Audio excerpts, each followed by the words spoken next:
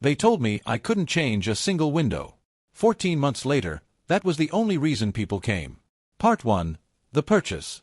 I want to start by saying that I am not, by nature, a dramatic person. I am a 42-year-old former logistics coordinator who spent 17 years moving freight from one side of the country to the other. I know how to read contracts. I know how to plan. I know how to anticipate obstacles. My ex-husband used to joke that I was constitutionally incapable of making an impulsive decision. Then I bought the Callaway building. It happened on a Tuesday in March, which is significant only because Tuesdays are when I do my worst thinking. I'd been looking for commercial space in Delbrook for 6 months. Delbrook is one of those mid-sized Midwestern cities that had its boom years in the 1890s and never quite recovered from the 1970s, which means the downtown core is full of these gorgeous, neglected limestone buildings that smell like old paper and someone else's ambition. My plan was simple: open a specialty coffee shop. Not a chain competitor. Not a hipster concept bar with cold brew on tap and a DJ on weekends. A real coffee shop. Dark wood. Good books on a shelf. A proper espresso machine. The kind of place you bring someone when you want to have a conversation that matters. I had $340,000 saved over 22 years of working. It was every dollar I had ever hoarded, invested carefully, and protected through a divorce settlement that my lawyer called surprisingly equitable, and my mother called, "You should have taken him for everything." I was putting it all into this. My realtor, a cheerful woman named Deanna who wore exclusively floral blazers and spoke in a continuous stream of optimism, showed me 14 properties over those 6 months. I passed on all of them. Too small. Too exposed to foot traffic from a payday loan place next door. Weird load-bearing wall situation. One of them had a squirrel problem that Deanna described as minor, and that I would describe as an active colony with territorial ambitions. Then she showed me 411 Merchant Street. It was a 1908 building, 2 stories, about 2,400 square feet on the ground floor. Red brick with carved limestone details around the windows. A beautiful old wooden door, original, clearly, with a brass mail slot and a transom window above it. The interior was a disaster. Suspended ceiling tiles, carpet over what turned out to be original hardwood, a drop ceiling hiding 16-foot original tin ceilings above. The kind of renovation that made you want to find everyone responsible and make them sit quietly in a room and think about what they'd done. But the bones. The bones were extraordinary. It needs work, Deanna said, which in realtor language means, it needs an exorcism. How much? Asking $180,000. Owner's been trying to unload it for 4 years. I walked through it twice. I ran my hand along the original plaster walls in the back room. I looked up at that tin ceiling peeking through a gap in the suspended tiles, and I felt something shift in my chest. This is the part that defies my self-image as a rational person. I put in an offer that afternoon. We closed 6 weeks later at $162,500. I did not, in those 6 weeks of due diligence, encounter any mention of historic landmark designation. The title search was clean. The inspection flagged the electrical system, expected, the HVAC, expected, and what the inspector described as some moisture concerns in the rear foundation, less expected, ultimately manageable. The property was zoned B2 commercial. Everything looked straightforward. What I did not know, what Deanna did not know, what the seller's agent had apparently decided was not worth mentioning, was that 411 Merchant Street had been added to the Delbrook Historic Register in 2019 and was simultaneously listed as a contributing structure in the Merchant Street Historic District, which was listed on the National Register of Historic Places. I found this out on April 14th, 3 weeks after closing, when I submitted my building permit application to begin renovation. The permit office called me the next day. The woman on the phone was not unkind. She was, however, delivering information with the specific gentle tone of someone who has watched this exact situation happen to other people before. Ms. Hargrove, before we can process your application, we need to let you know that this property is subject to review by the Delbrook Historic Preservation Commission. Any exterior modifications, and under Section 4.2 of the Municipal Historic Preservation Ordinance, that includes the facade, windows, entrance features, and visible roofline, require a certificate of appropriateness before we can issue permits. I wrote down everything she said. How long does that take? I asked. A pause. That depends on the Commission's review schedule and the nature of the proposed changes. Ballpark. Another pause. I'd planned for sometime. Sometime turned out to be the understatement of my entire adult life. Part 2. The Commission. The Delbrook Historic Preservation Commission meets on the 3rd Wednesday of every month at 6 p.m. in Conference Room B of City Hall, which is a room that smells permanently of burnt coffee and institutional despair. It seats about 40 people. At my first meeting, in May, I was one of 11 applicants seeking certificates of appropriateness. I had hired, on the advice of a contractor friend, an architect named Marcus Bellwether who had experience with historic renovations. Marcus was 58, methodical, and had the specific patience of someone who had been through this process enough times to no longer be surprised by anything. He prepared a full set of drawings for my proposed renovation, keeping the exterior entirely intact, the brick untouched, the windows preserved, the original door retained and restored. I thought I was being clever. I thought I'd seen the restrictions and worked within them. The commission had 7 members. 6 were present that night. My application was item 9 on the agenda. I sat through 8 other presentations, learning the rhythms of this body. I watched a woman get denied permission to replace her rotting window sashes with historically appropriate replicas because the proposed wood species, white pine, was not definitively documented as the original material. I watched a man get approval for a handicap ramp only after agreeing to make it removable and painted to match the existing masonry. I watched a proposed awning get tabled for 3 months pending further research into awning typologies of the period. By the time they called my application, I had revised my understanding of the word restriction significantly upward. Marcus presented. He was excellent. He walked them through the interior-only scope, the facade preservation, the window restoration plan, the intention to maintain the original entrance door with professional restoration rather than replacement. The commission asked 17 questions. I counted. Were the proposed interior finishes visible from the public right-of-way? Some, through the windows. This required further review. Was the proposed signage design consistent with historic commercial signage conventions of the period? We hadn't submitted a signage plan, tabled. Would the proposed HVAC penetrations be visible on the exterior? Possibly, depending on placement, required engineering review. Was there documentation of the original paint colors? No, required a paint analysis report from a qualified conservator. My application was continued to the following month. The following month, I returned with a signage design, a paint analysis report that had cost me $1,800 and determined that the original facade color was a medium ochre with limestone trim, and revised HVAC plans that routed everything through the roof rather than the sidewall. The commission approved the paint analysis findings, approved the HVAC routing, tabled the signage pending additional documentation of period-appropriate lettering styles, and raised a new concern. The interior renovation plans showed removal of the suspended ceiling tiles, which, upon review, one commission member argued might themselves be of historic significance, as examples of mid-century commercial renovation practice. I sat very still for a long time after that meeting. Marcus walked me to my car. "This is normal," he said. "The suspended ceiling tiles," I said. "I know. From the 1970s. The tiles are potentially historically significant." "I know." He patted my shoulder. "I've been doing this for 26 years. This is normal." I drove home and opened a bottle of wine and called my friend Rachel, who is a family law attorney and therefore constitutionally incapable of alarm, and I talked at her for an hour. She listened. At the end she said, "Do you want advice or do you want me to just agree that it's terrible?" "Both." "It is genuinely terrible," she said. "And my advice is to document everything, be systematically charming to every single person in that building department, and do not under any circumstances lose your patience publicly." This became my operating philosophy for the next 13 months. Part 3. The Long Middle. I want to give you a sense of the texture of those 14 months, because permit hell, as a phrase, doesn't really capture it. It sounds acute. This was not acute. This was chronic. This was the bureaucratic equivalent of a low-grade fever that never quite breaks. Month 3, the signage plan was approved, contingent on the lettering being hand-painted rather than vinyl applied.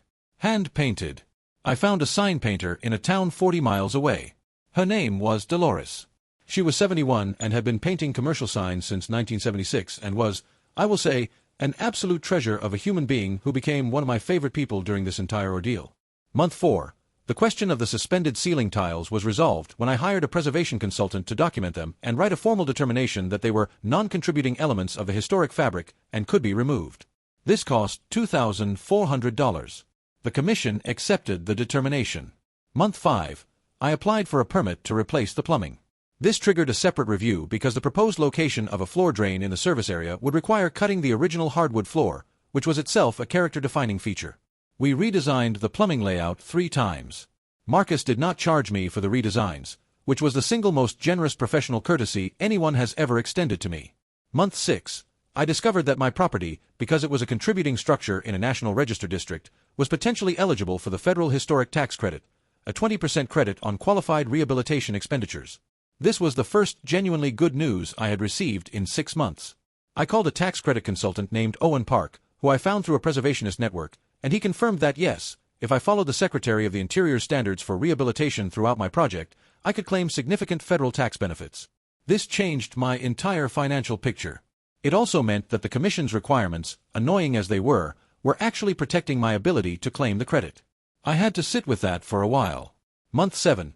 The building department flagged that my electrical upgrade required a variance because the modern electrical panel, installed in the basement, would require a conduit run that would be visible in the rear alley.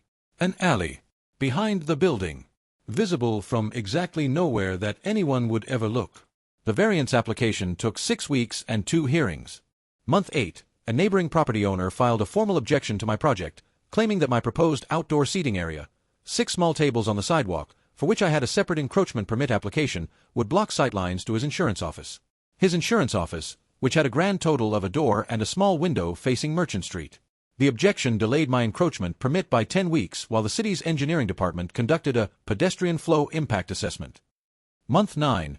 I ran out of patience exactly once, publicly. It was at a commission meeting in January. It was 11 degrees outside. I had been in this process for 9 months. I was presenting a revised plan for the rear foundation waterproofing, which had required its own archaeological survey because the building department wanted confirmation that the work wouldn't disturb any potential buried resources. The archaeological survey had found nothing. The site was entirely disturbed fill from a 1950s utility installation, and I had a clean report. The commission was questioning whether my proposed drainage membrane, which would be entirely below grade and invisible from any public vantage point, was consistent with the historic character of the structure. I said, with complete calm and in a flat, uninflected voice, "I want to be sure I understand. The requirement is that subsurface drainage materials, which will be buried under 2 feet of soil, must be consistent with the historic character of a building constructed in 1908, at a time when modern drainage membranes did not exist, and this problem was addressed, if at all, by hoping for the best. Is that the requirement we're discussing?" There was a silence. The commission chair, a man named Gerald Hauser who had clearly heard worse, said, "Ms. Hargrove, I understand your frustration." "I'm not frustrated," I said, which was either very convincing or very alarming, based on the expressions in the room. "I'm asking a clarifying question so that I can provide the appropriate response." Gerald Hauser looked at me for a moment. Then he said, "The Commission will accept a modern drainage membrane for this application." "So noted." I said, "Thank you." I sat down. Marcus, beside me, was looking at his hands in the way people do when they're trying not to smile. Rachel, when I told her, said, "That was you losing your patience?" Publicly. "Yes. You are a genuinely remarkable person." Month 10 through 13. I will compress this because otherwise we'll be here all day. More permits. An asbestos abatement that turned up in the floor tile adhesive under the hardwood. The hardwood was fine. The adhesive beneath it was from the 1960s and needed professional remediation. A grease trap permit for the commercial kitchen that required its own separate review cycle. A sign permit for the interior menu boards, which were exempt from historic review but had their own municipal signage ordinance requirements. A health department pre-inspection that identified 14 items requiring correction before a final inspection could be scheduled. Throughout all of this, I was methodically charming. I brought coffee to the permit office. Not from my shop, it wasn't open yet, but from the decent independent cafe across town. I learned the names of everyone at the front desk. I returned every call within 4 hours. I never raised my voice. I filed everything on time, early when possible, in formats that required no follow-up. I also documented everything. Every conversation logged. Every email printed and filed. Every commission meeting recorded, with the commission's knowledge. Every cost tracked to the penny in a spreadsheet that my accountant described as the most organized document I've seen from a client in 30 years. At month 14, 14 months and 3 days after my first permit application, I received my certificate of occupancy. I sat in my car in front of 411 Merchant Street and cried for about 20 minutes. Then I called Marcus. "We're done," I said. "We're done," he said. There was real warmth in his voice. "Go open your coffee shop." Update 1. The soft open, month 15. The Callaway opened on a Thursday, which is when I soft opened, with no advertising and only word of mouth. I had 43 seats inside and 6 tables on the sidewalk encroachment. The tin ceiling, fully restored, caught the light in a way that made the whole room glow amber in the morning. The hardwood floors, refinished with a low-sheen product approved by the commission and gorgeous against all expectations, creaked pleasantly underfoot. Dolores's hand-painted sign, the Callaway, EST 1908, in period-appropriate Roman letters with subtle ochre and gold detail, was the most beautiful thing on Merchant Street by approximately a factor of 5. The original door was restored. It took a specialist 3 weeks and cost more per square foot than my kitchen equipment, but the result was a door that swung on its original hinges with a weight and solidity that made every modern door in a 10-block radius feel like a prop. The original brass mail slot gleamed. The transom window above it let in morning light that fell in a clean bar across the reclaimed wood of the host stand. I had 14 customers on opening day. 8 of them asked about the building before they asked about the coffee. That was the moment I understood what I actually had. After the soft open, I sat down with a notebook and wrote out everything I'd learned about the building over 14 months of fighting with the city to preserve it. I had accumulated more documentation on 411 Merchant Street than most property owners accumulate in decades. I knew that the building was constructed in 1908 by a dry goods merchant named Harlan Callaway. I knew the original facade color, that ochre paint report had been expensive, but it was definitive.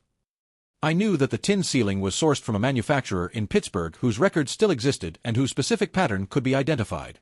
I knew that the original door hardware was from a foundry in Cincinnati that operated from 1889 to 1931.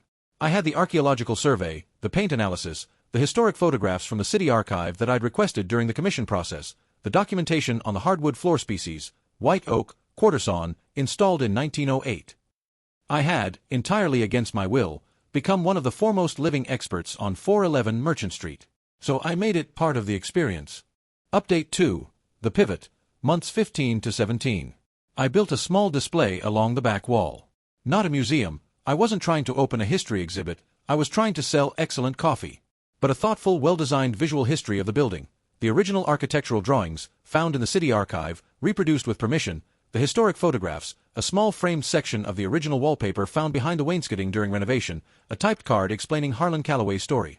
He was, it turned out, a genuinely interesting person, an immigrant from County Cork who arrived in Delbrook in 1901, worked as a laborer for 7 years, and then built this building in 1908 with a small business loan and what his grandson described, in a letter I found in the city's Historical Society archives, as pure stubbornness and an unreasonable faith in Delbrook's future. I thought about that a lot while I was fighting with the commission. Pure stubbornness. Unreasonable faith. I hired a social media person, my neighbor's daughter Priya, who was 24 and frighteningly competent, and we started documenting the building's story. Not the permit nightmare. Not yet. The physical story, close-up shots of the tin ceiling details, the door hardware, the limestone carvings around the windows, the quarter-sawn oak grain. Priya had a good eye and understood immediately that what we had was not a coffee shop in a pretty old building. It was a coffee shop that was the building, where the coffee and the architecture were inseparable. We started posting in month 16. Within 3 weeks, an account focused on architectural preservation with 280,000 followers shared one of our posts. It got 40,000 likes. My Instagram account went from 200 followers to 11,000 in 8 days. I had a line out the door the following Saturday. My revenue in month 17 was 4 times my month 15 revenue.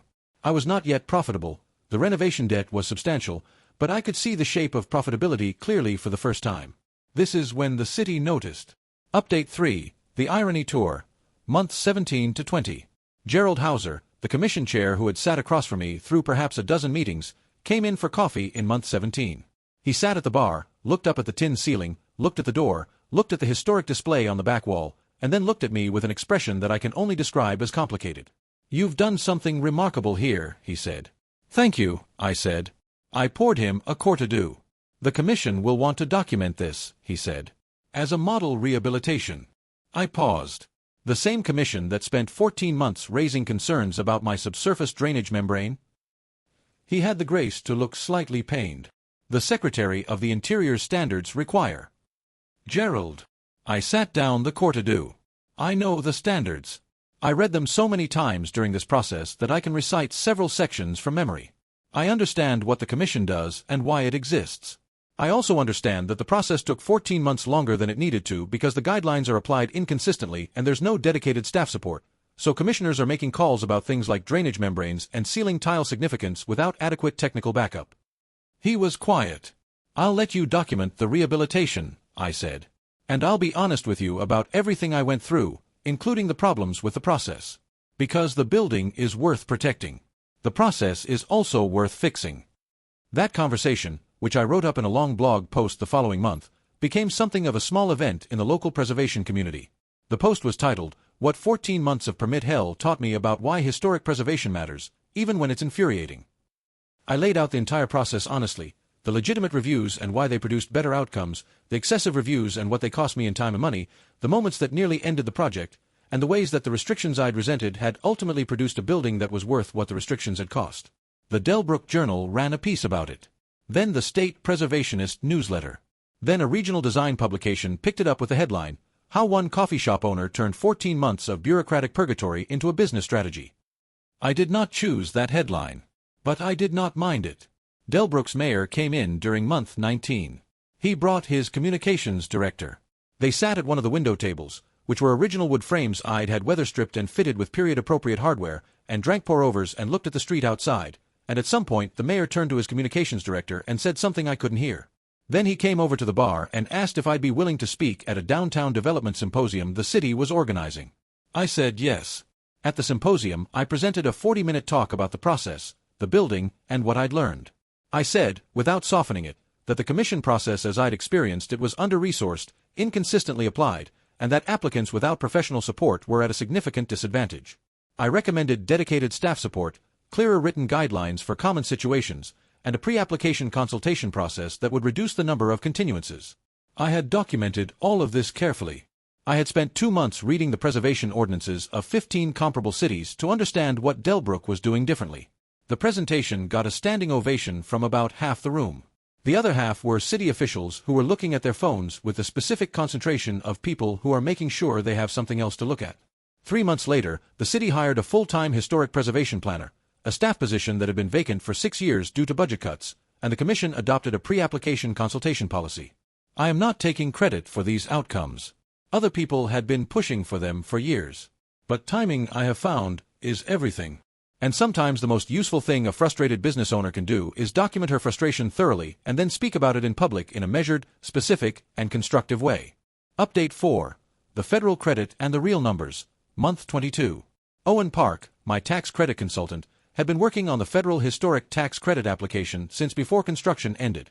In month 22, we received final approval on the credit application. My total qualified rehabilitation expenditure was $287,000. The 20% federal historic tax credit returned $57,400 in direct tax credits. The state of our particular situation also had a matching 25% state historic tax credit, which added another $71,750, though that came through in a different tax year and in a more complicated form involving a pass-through structure that Owen explained to me 3 times before I understood it. Combined, approximately $129,000 in tax benefits from a project that had cost me, at various points, approximately $129,000 in frustration and attorney-hour equivalent labor. This number made me sit down. I had gone into the process believing that the historic designation was a disaster, a restriction that would cost me money, time, and the flexibility to create the space I envisioned. Instead, the designation had forced me to preserve features I might have removed out of budget pressure. I would absolutely have replaced the door and the windows. They were expensive to restore, which turned out to be the most commercially valuable features of the space. It had made me document the building's history exhaustively, which became a marketing asset of considerable value.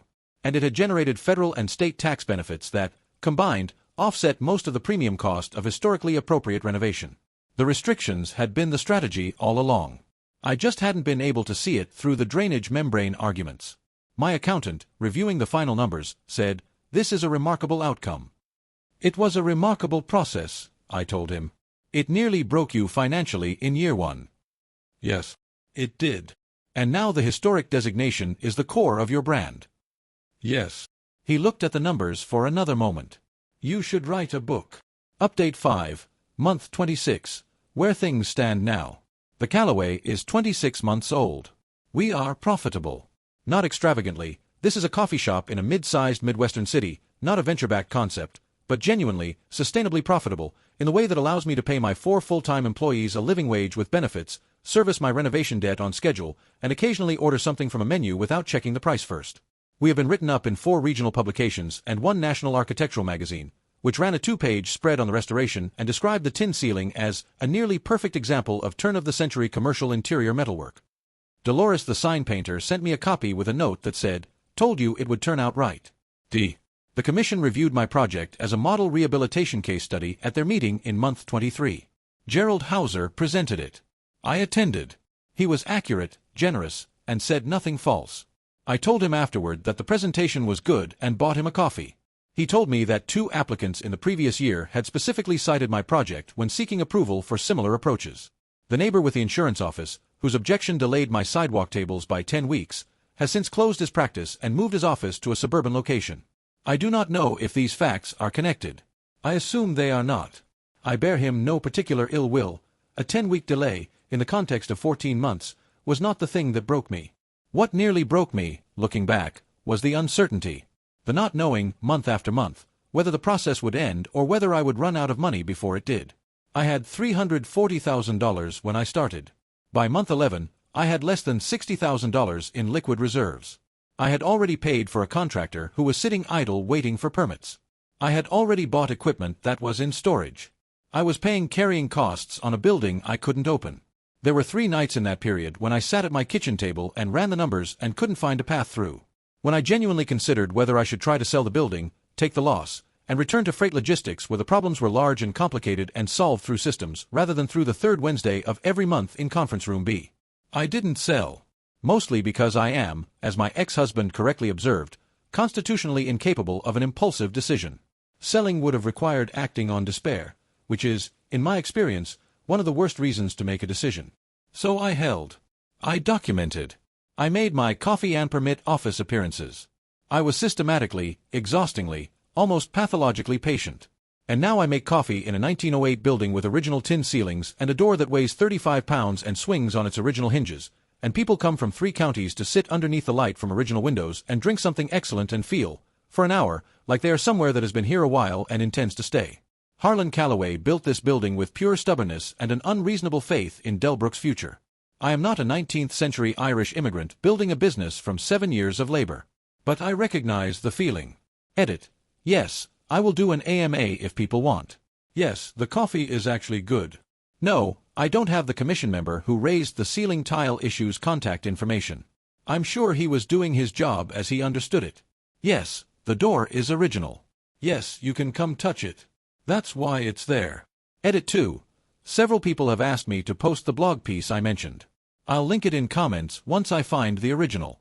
Edit 3. For those asking about the tax credit process, it is genuinely complex and you absolutely need a consultant. Owen Park. He will save you more than he costs. Tell him the coffee shop woman sent you. Edit 4. To the person who'd med me asking if I regret buying the building, no. Not even a little. But ask me that again in month 11.